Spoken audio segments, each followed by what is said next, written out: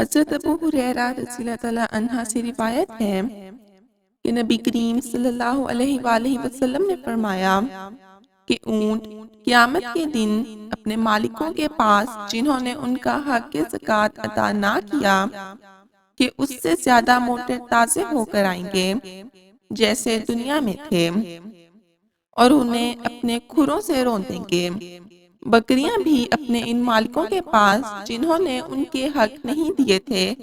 پہلے سے زیادہ موٹی تازی ہو کر آئیں گی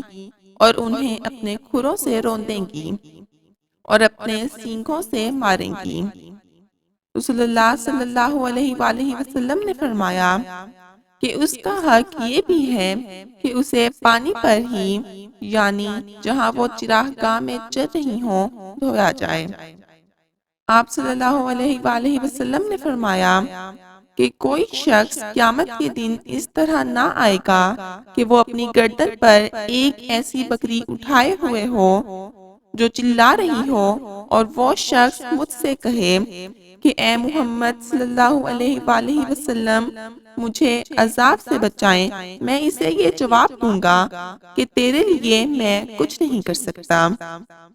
میرا کام پہنچانا تھا، سو میں نے پہنچا دیا۔ اسی طرح کوئی شخص اپنی گردن پر اونٹ لیے ہوئے قیامت کے دن نہ آئے کہ اونٹ چلا رہا ہو اور وہ خود مجھ سے فریاد کرے،